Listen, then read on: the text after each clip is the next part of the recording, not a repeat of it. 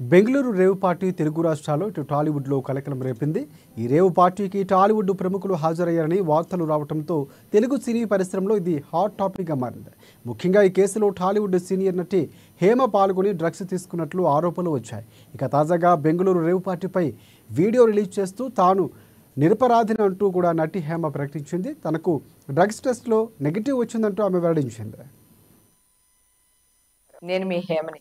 గత కొన్ని నెలలుగా నా పైన మీడియాలో చాలా పుకార్లు పుట్టాయి. మీ అందరికీ తెలుసు. మీడియా వాళ్ళు 35 సంవత్సరాలుగా నేను సంపాదించుకున్న పరువుని ఎలా భూస్థాపితం చేశారో మీ అందరికీ తెలిసిన విషయమే. ఇదిగో నేను కొన్ని టెస్టులు చేయించుకున్నాను. మొత్తం నా హెయిర్, నైల్స్, బ్లడ్ అన్ని చేయించుకున్నా. సో దీంట్లో నాకు నెగిటివ్ రిపోర్ట్ వచ్చింది. ఇది ఆల్రెడీ మీకు ఛానల్స్ లో నేను రావడం జరిగింది, చెప్పడం కూడా జరిగింది. ఇప్పుడు ఈ వీడియో తీయడానికి మెయిన్ కారణం ఒకటే. నేను ఎలాంటి టెస్టులకైనా బహిరంగంగా రెడీ అని మీ ముందు చెప్పడానికి, అలాగే తెలంగాణ సీఎం గారు రేవంత్ రెడ్డి గారు అపాయింట్మెంట్ కావాలి అని అడగడానికి, అలాగే ఏపీ ఉప ముఖ్యమంత్రి గారు అయిన పవన్ కళ్యాణ్ గారు అపాయింట్మెంట్ అడగడానికే నేను ఈ వీడియో పెడుతున్నాను.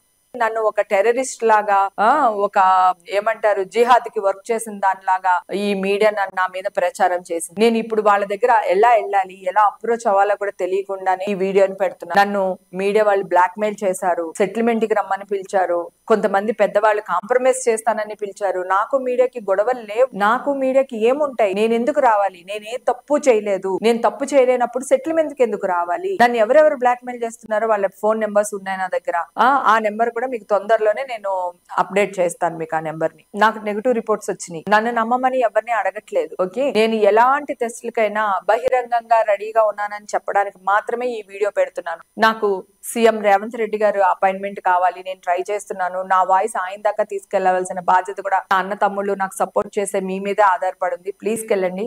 అలాగే ఏపీ ఉప ముఖ్యమంత్రి గారు అయిన పవన్ కళ్యాణ్ గారి అపాయింట్మెంట్ కూడా అడుగుతున్నాను.